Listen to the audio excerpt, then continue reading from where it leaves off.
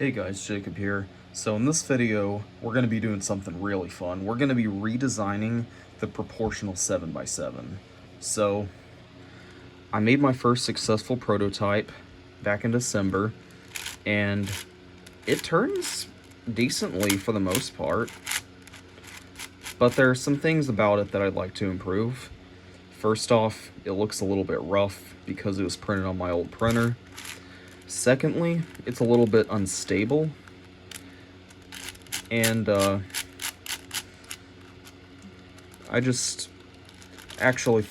I want to make it a little bit bigger too, so we can have a little bit more room for the mechanism we're going to use.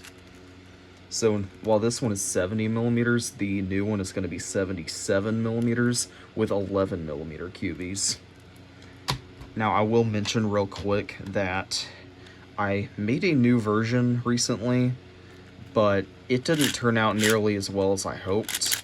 It looks nice, but turning leaves something to be desired, especially the second layer. It still functions though. So before we get into it, I'm going to refresh you on the problem at hand with proportional big cubes, and that is what to do with the corners, because since they overhang completely when you turn the top layer, you are unable to attach them by conventional means. Now, how most big cubes work is the corner pieces have a stalk that connects the head of the corner to the foot. This is a corner piece of a V-cube 6x6 that I took out for this video. And I'm going to be using it to kind of show examples of stuff I'm going to show later. Now, in the past, people have either made 7x7s pillowed or made the outside layer thicker. This is the V-Cube 7, the first ever mass-produced 7x7. They got around the corner issue by bulging out the sides, thus adding more room for the corners so you can still have a stalk. And with that said, I'm gonna be going over my thought process of how I came to my solution, as well as explaining the geometry behind it in as good depth as I can. So 7x7s do take a while to design, but luckily for you, I already did most of the tedious work, so this video is going to be mostly the interesting stuff. So I went ahead and designed the cube, as well as our three sketches of revolution. Now, before I actually get into the solution, I'm going to show you what happens when you try and design a 7x7 with an outer layer 1/7 the size of the entire cube.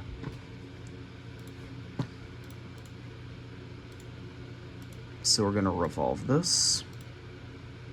Okay, so far so good. Gonna revolve the second one. Okay, still no obvious issues. And now, when we revolve the last one,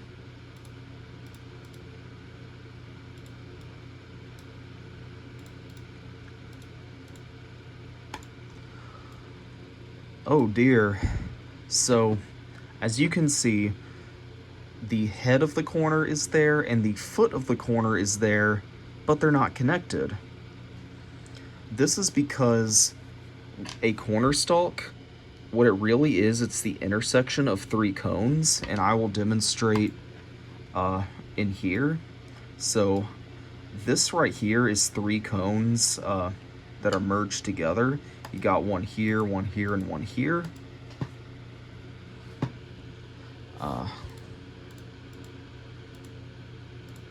I'm gonna delete these revolutions, make these sketches visible, and instead of joining them, I'm going to intersect them.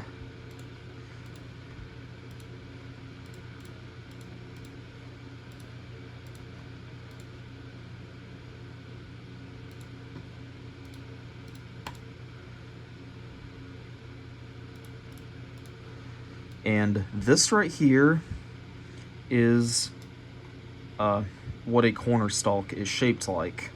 Of course, ignoring these weird stuff on the ends, because that is where the foot and head would go. But the shape of it, notice how it looks just like this corner stalk. So that is what I mean when I say that a corner stalk is the intersection of three cones. So while this is unfortunate, there's one thing you can do that should, in theory, fix the issue.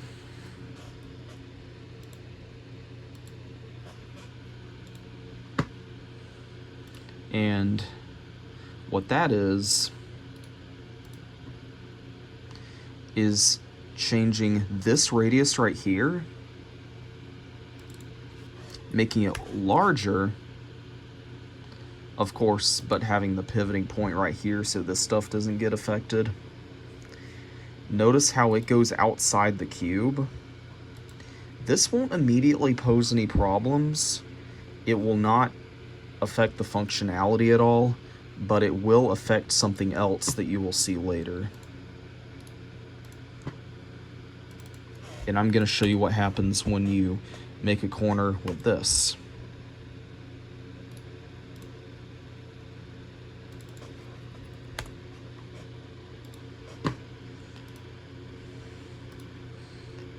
So, like before, we're going to revolve this.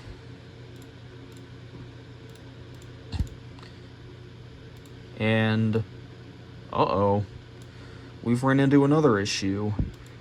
And that is this right here. We have created a curvy cut.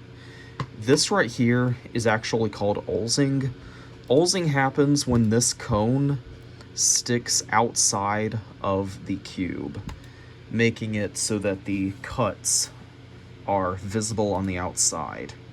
Now, this does allow you to have a fully functional 7x7, but these pieces right here would not be square, so we don't want that either. We want all the pieces to be squared off. So if we're gonna make this work, we're gonna have to get a little more creative.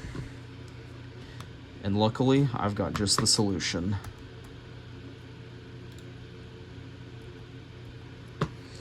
So,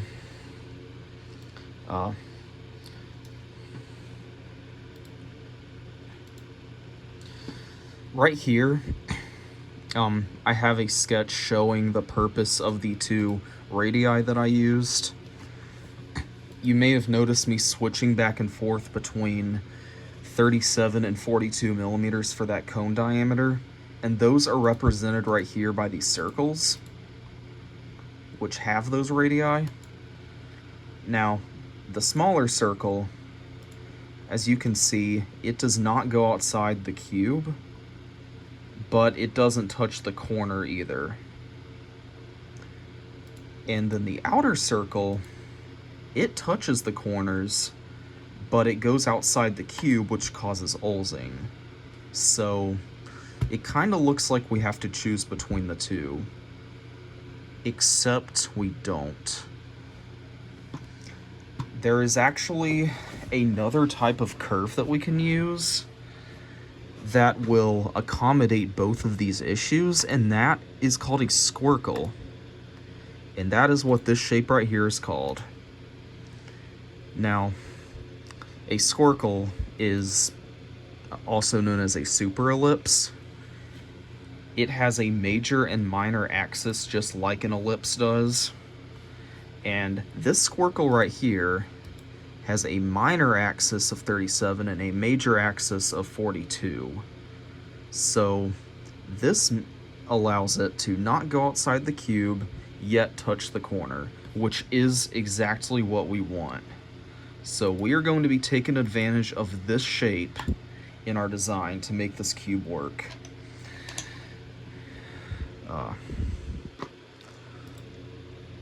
And then of course we're gonna have to make the corners a bit fancy to accommodate that, because if we have just a standard corner stalk like this, then it will actually get in the way and the cube will get stuck when going over this part. So instead of a rigid stalk, we're actually going to have a dynamic stalk. And we're going to be using plastic tubes and elastic string to make that. So, but we won't be making that until later. For now though, I'm going to get into cutting out these pieces.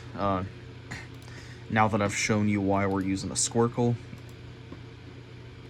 The squirkle has become my new favorite two-dimensional shape because it seems to be our ticket to the promised land of big cubes.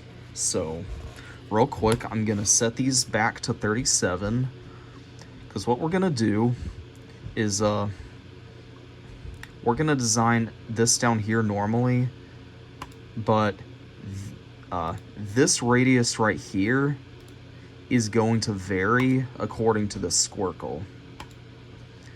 So it's going to be 37 in the middle and 42 at the corners. Whoop. So what we're going to do is we're first going to slice it with the smaller radius, and then we're gonna cut away that material later. And of course, you'll want the pivoting point to be right here so none of this gets affected. So, gotta change that to 37, as well as the other two.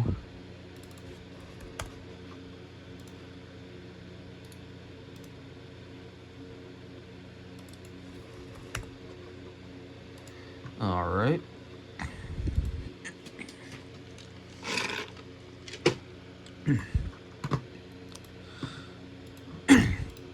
So we're first going to cut out this layer,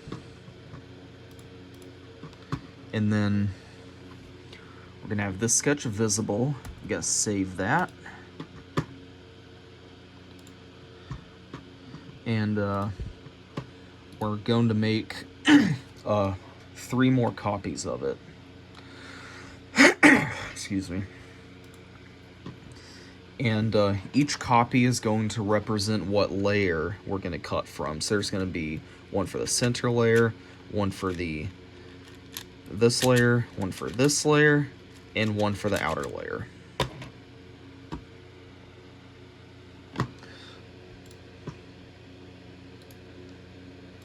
So we're going to have 4 copies total.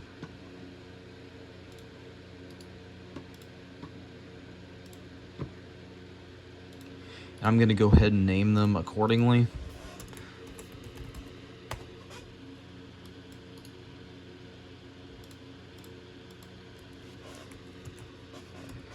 I'm going to refer to this layer as L1 for layer 1, as in the first layer away from the center. I'm just going to denote that as L1. Same thing with the layer after it, L2. And then outer layer. So,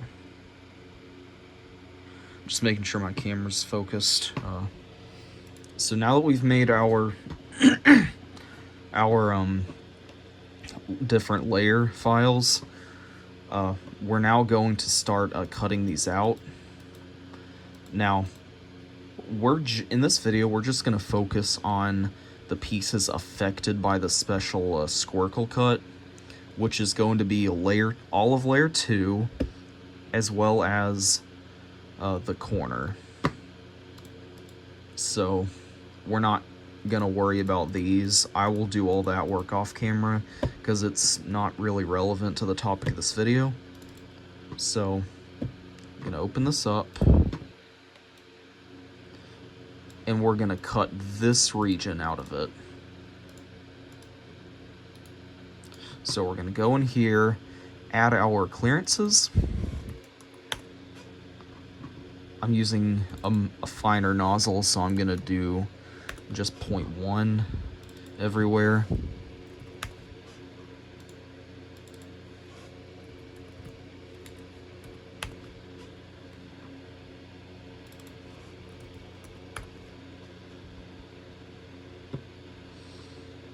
Okay, let me just double check that everything's correct. Okay. And now we are going to revolve this layer.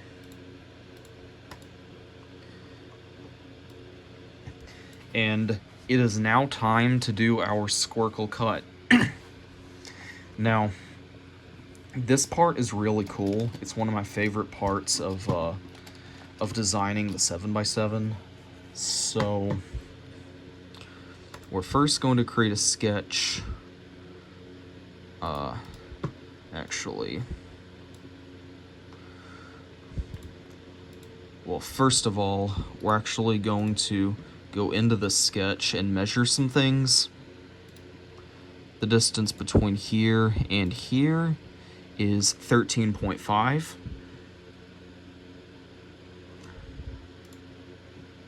So we're going to finish sketch.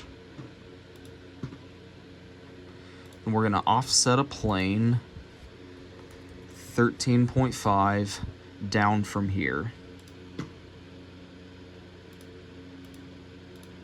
Start a sketch on it. We're going to project this curve right here into the sketch. Going to make a circle and have it lie coincident with that arc. And then this is going to be one of the sketches we're going to use.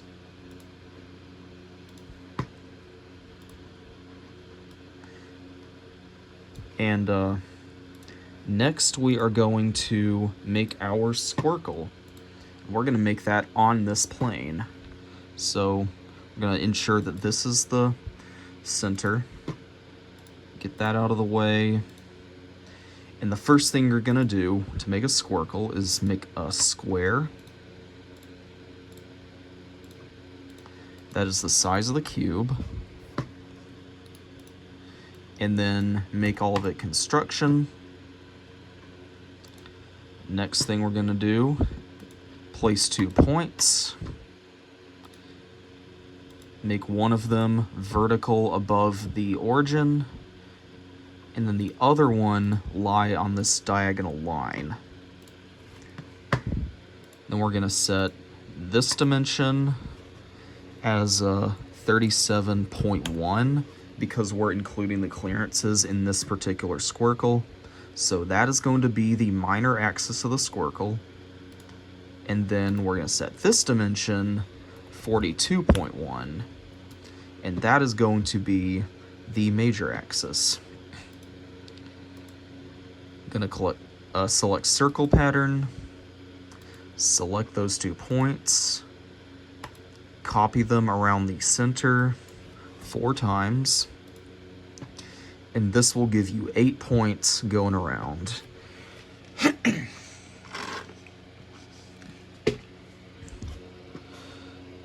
And then last thing you'll want to do is select fit point spline, and then go around to all of these points, selecting all of them in a circular pattern. And there you go. That is how you make your squirkle. This is, man, I can't say how much I love the shape. It's so cool. It's so useful in this particular instance. So if I seem obsessed with that shape, this is why. I think it can be very useful in future cube designs if you get creative enough. So I'm just showing you how to implement it. So if you decide to apply this to something else, then you can. So we have made these two sketches, and what we're going to do now is we're going to use the loft function. And this is going to, it's hard to explain. It's basically going to merge this shape with this shape while cutting away material in here. And I'll show you what I mean. We're going to select the circle and then the squirkle. Make sure it's selected as cut, and then OK. Now, as you can see, this has created our distorted cone shape that we want. It's a smooth curve, and it goes, it doesn't go outside of the, cube, and it touches the corners. So we're going to save this as our second layer.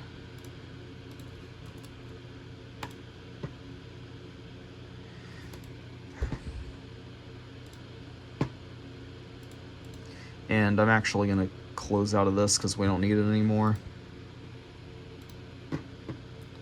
We will refer to this later though, so I'm going to keep it open for now.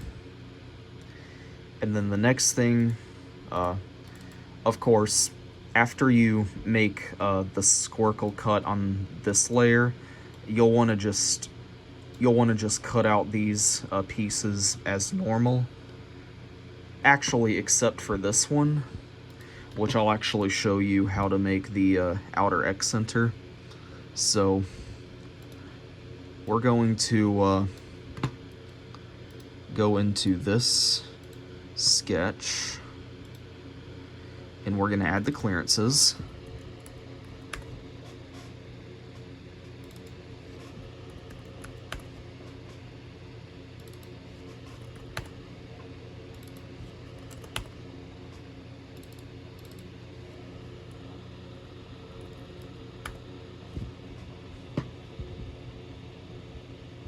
Wait, I don't know if I applied this clearance to the other one. Let me make sure I did real quick. Okay, I did. Alright. You can never be too careful when doing this, so I'm just gonna make sure I have all of them. Got that one, this one, this one, this one, and this one. So yep, we are good to go. We're going to cut this piece out of this layer, and this is what we have. This isn't how we want it to look though, because as you can see on this side the squircle cut has been applied, but it hasn't on this side. So what we're gonna do is we're gonna create a plane going diagonally through the piece like this. And we're going to use the mirror function, and we're going to mirror this loft across this plane, and that will make it so that it's applied on both sides, which is what we want. So go and save that, or actually no.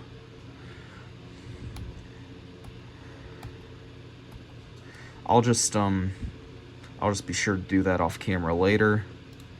But yeah, I just wanted to show you how to do that real quick. The this piece and this piece though will just be cut out normally. What we're gonna do now is go to outer layer,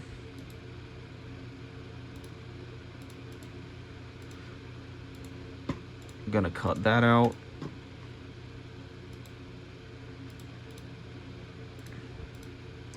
And then we are going to cut out the second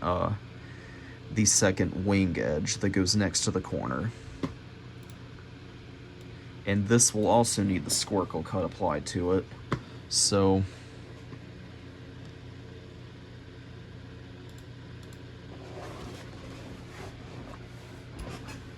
let's see. We're gonna go in here and add the clearances.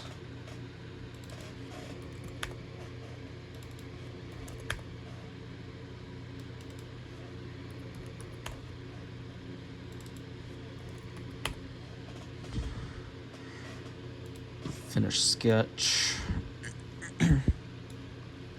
And then revolve. Intersect. And this is our wing edge, but this isn't quite how we want it to look. So what we're gonna do is we're going to make a plane 13.5 down from this surface, just like we did before.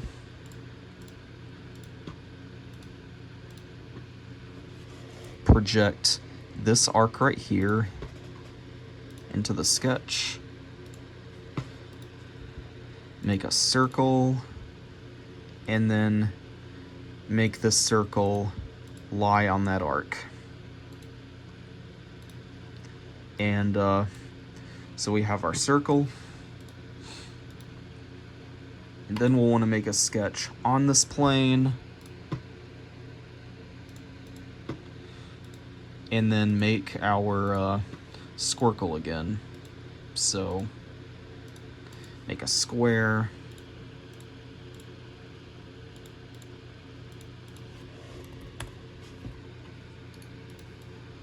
Construction. 2 points. Constrain them.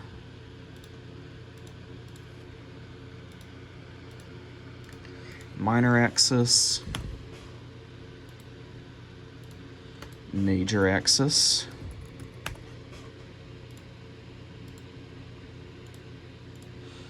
Circular pattern. And then finally, fit point spline.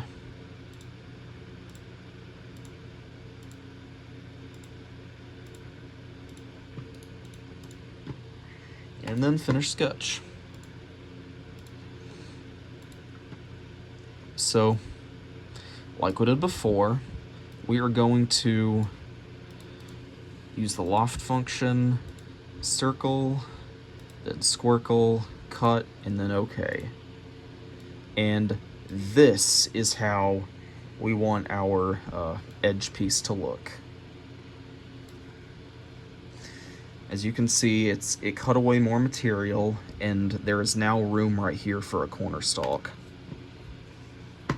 So, actually gonna close out of that. I'll just do that later.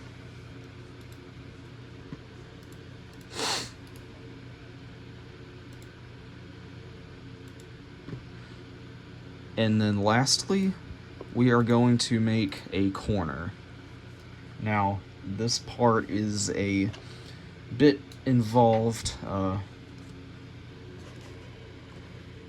so just bear with me. I'm just gonna call that corner.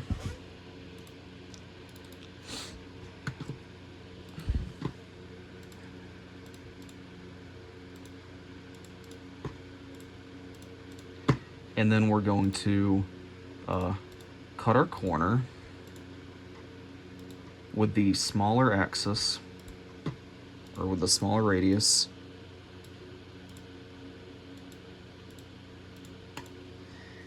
And it is going to get cut off, but that is okay because we're actually going to divide these into 2 separate parts, and then we're going to connect them manually later. So for now, we're going to have this in 1-part file, and I'll show you why later. So before we do anything, we need to figure out how we're going to make the stalk. First thing you'll need to know is, well, first of all, we're going to make the stalk cylindrical with a tiny hole in the middle for the string. Now, notice this dimension right here. This is the 6.003. The reason I set the major axis as 42 is because that allows this distance right here to be roughly 6 millimeters, which allows for a good stalk size. And I'll show you why that is. So, as you saw earlier, the corner stalk has a triangular cross-section. So we're going to use a triangle as a reference.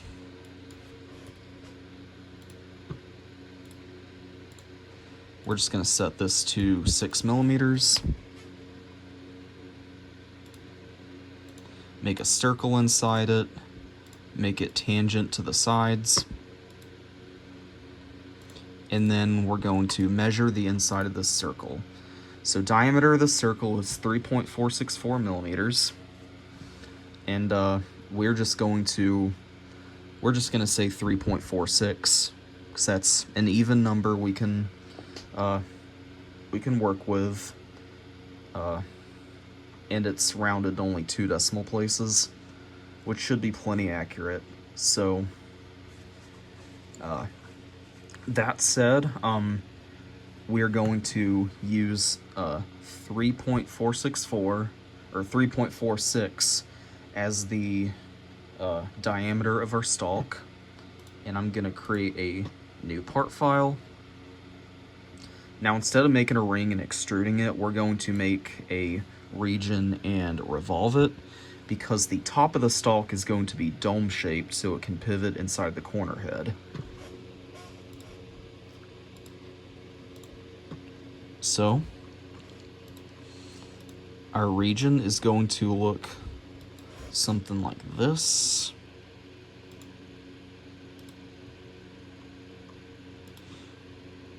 Gonna make that coincident with the origin. Make an arc.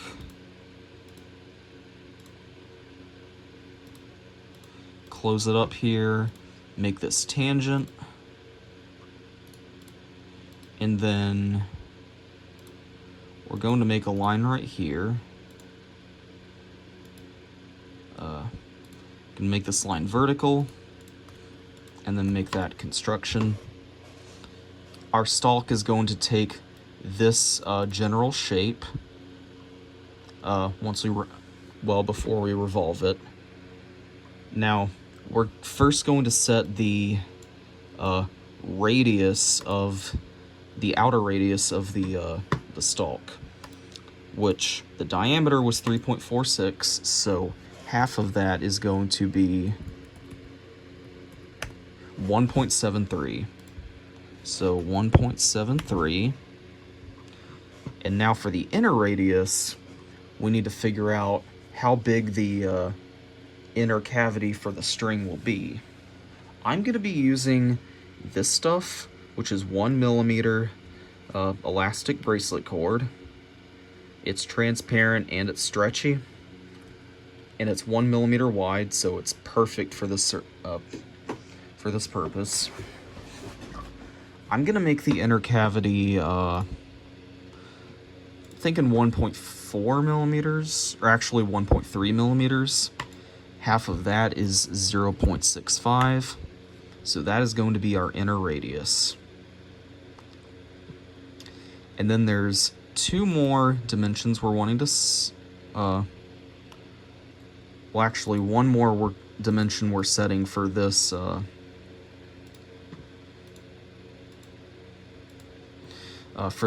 sketch. And then there's going to be one more thing we'll need to measure later on. But So we're going to make that tangent, put a line segment up here, and then the last dimension we're going to need is the height of the stalk. And I'm just going to set an arbitrary dimension for now. We will adjust this later. And to measure this, we're actually going to be using this piece. So before we do anything, we're going to have to get rid of this pointy part right here because it is sitting where the stalk is going to go. So I'm going to refer to one of these sketches real quick, figure out the diameter, or figure out the radius of the corner base. That appears to be 27 millimeters. So, gonna make a sketch.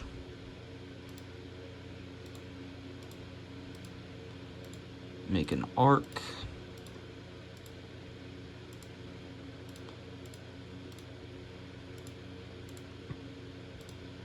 And then set that 27 millimeters.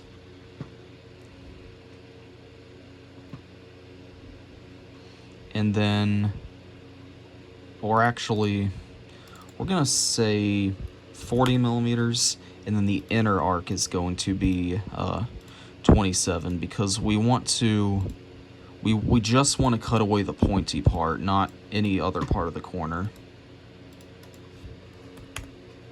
And if we need to adjust this value later, we can. So we're going to turn that back off, or turn that back on. Revolve. Cut. And then... okay, that does clear. That more than clears the spike. So we're going to do cut, and then okay. And... now we have gotten rid of that spike, which means there is more room for a actual stalk now. So first thing you're going to want to do is create the little cavity right here that the stalk is going to pivot within. And we're going to do that by starting a sketch right here. Make a square in the corner of it like this. And then we're going to set this dimension equal to the diameter of the stalk, which was 3.46. And then we are going to cut inwards that same distance so that we have a little cubic cutout right here. And then we're going to add fillets on the inside of it. And the distance of the size of the fillets is going to be half the diameter of the corner stalk, which was 1.73. Now, what this is going to do, it's going to allow the stalk to fit inside here, and it's going to have a flat ceiling to prevent it from going up too far, but it's also going to fit neatly around the head of the stalk. So that's what this cavity right here is for.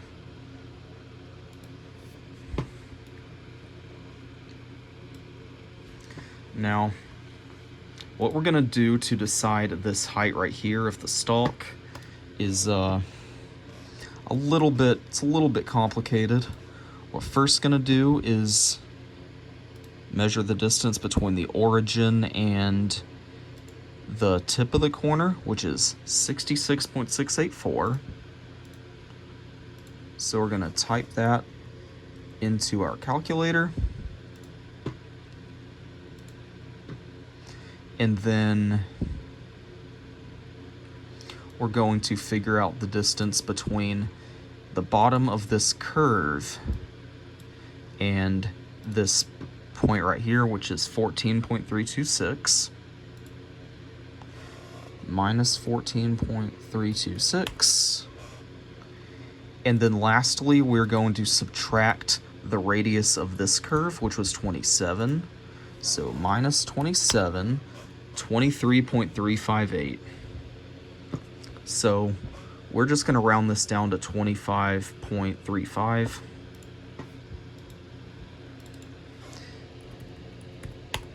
And there we go. So what we're going to do now is we're going to finish sketch. We're going to revolve this around this axis. And this is what our stalk is going to look like. And now we're not done with the stalk. We still need to split it up into two parts. Because remember, the stalk's going to bend. So we're going to need to create a plane going from offset from here, and we need to figure out the height of that plane, how far from here it's going to be, and that is actually going to be an easy measure. So we're going to refer to a sketch in layer 2.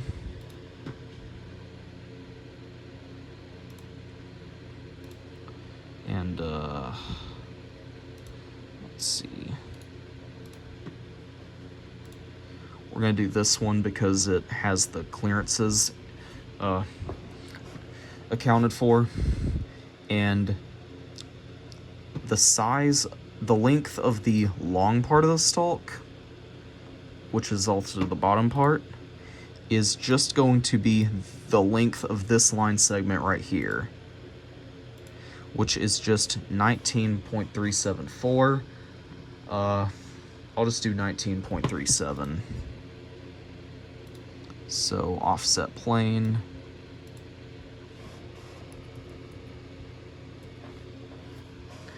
And okay. And then what we're gonna do, split body. And there we go. So we're gonna have this part and this part, and later off camera I'm going to be dividing this into 2-part files, one for each segment, but that is how we're gonna make our stalk part.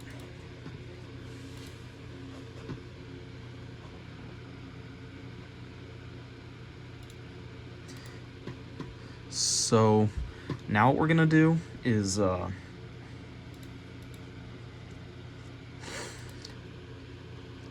we're going to save our corner.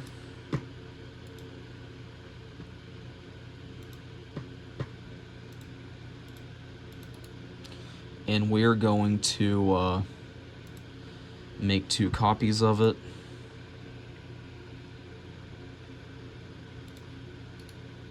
We're gonna call one corner head, and then the other part corner base.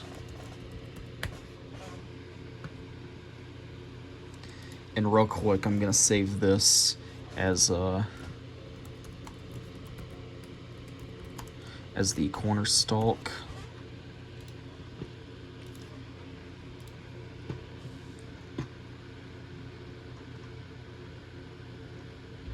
And corner base, we're gonna open it up.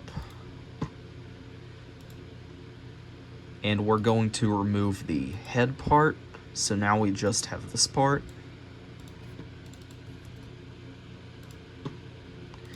And then for the corner head part,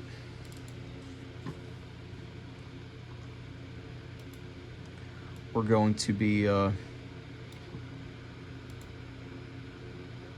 removing the base part.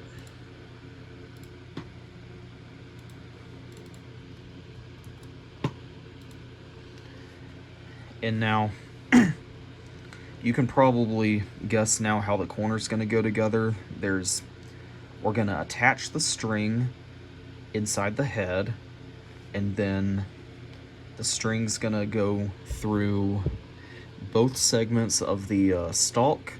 The round end of the stalk is going to go in here,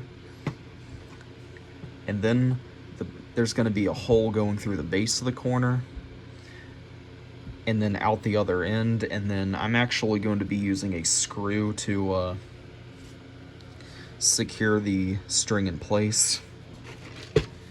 Now, I actually have an extra corner prepared for this version, and I'm actually gonna finish off this video with a demonstration of how to assemble the corner. It's a bit tricky, but it's gonna help kind of know help understand better how the corner is gonna go together and how it's gonna work. So you want to grab the parts of your corner,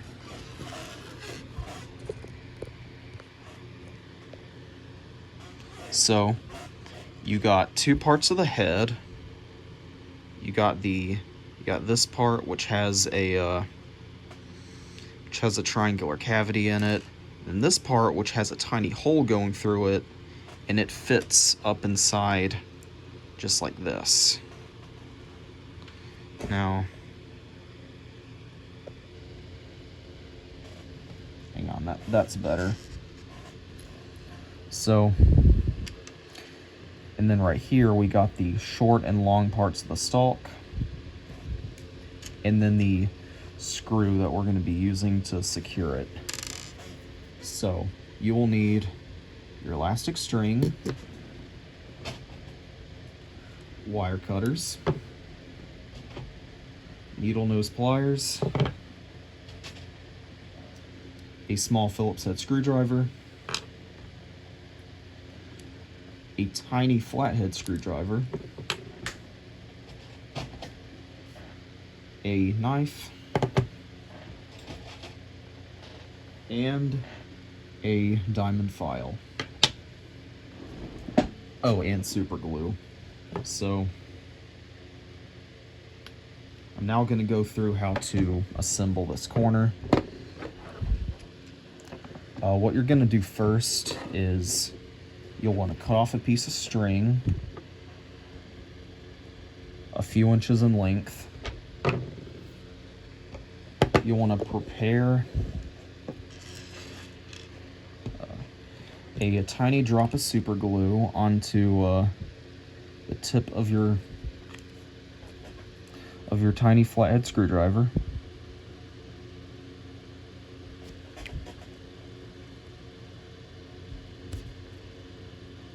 There we go. And then you'll want to tie a knot in the string.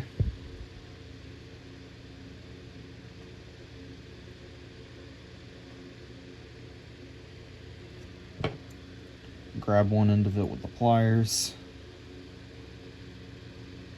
Bring the knot up toward the end, and then stick the super glue inside the hole of the knot, and then pull it tight, and then wipe off the excess glue, and then hold it tight for probably 10 seconds or so.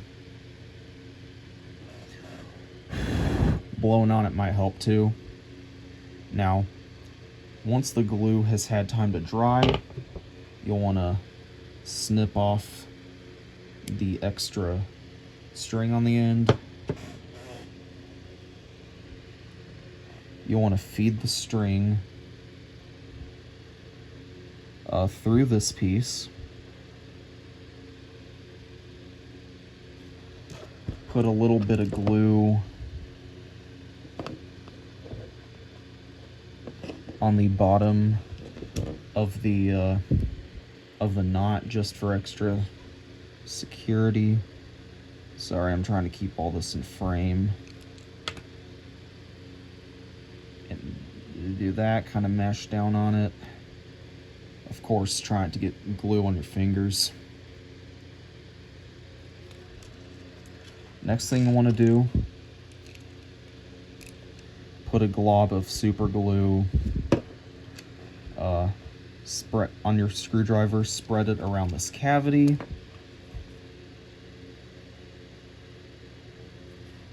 And then spread some around this surface. and then put them together just like this and hold firmly for a few seconds.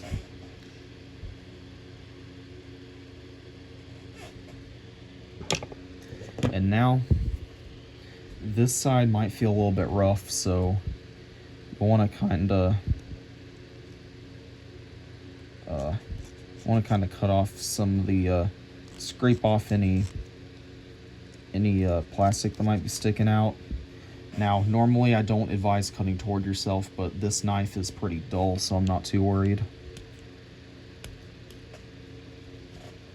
And then you'll want to take a file and file each side of the corner head. That way it is smooth. The next thing you'll want to do is take, wherever it went, take the short part of the corner stalk and place it onto the string. Make sure the round part of the piece is going on first, so it goes into this cavity and pivots around just like this. Then you'll want to take the long part of the stalk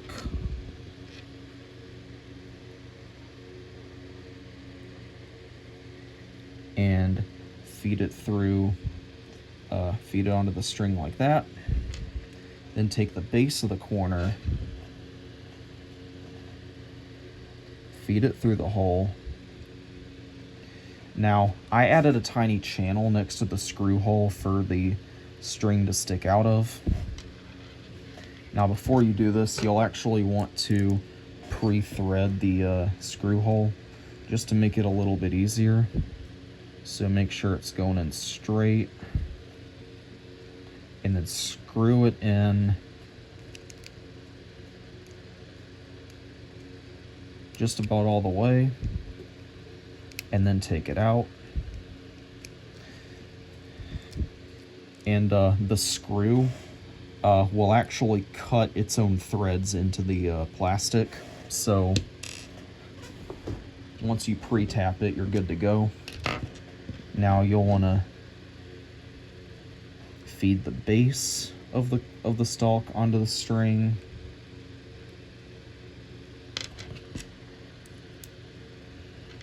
Put the screw in, get it started. And then, while pulling tightly on the string, you want to quickly screw in the screw until there's resistance. And you can actually test the tension of the corner by flicking it and seeing how much it vibrates. Once it's at a tension that you're happy with, take the wire cutters, snip off the excess string, and then, just like that, you've got your corner. And so the stalk is normally like this, but the squirkle will push it up like this. Now, this corner is actually kind of fun to play with. Because the string's under constant tension, that's why it always pops back up. That also solves the problem of the corners falling down. So you can still push the corners down, but they pop back up because of the elastic string. Now, thanks for watching this very long and in-depth tutorial on how to make a proportional 7x7. I really hope that other people can learn from this and apply it to other things. I've really enjoyed explaining all of this, and with that said, I hope to see great things come from this concept, and thanks for watching, and I'll see you in the next video.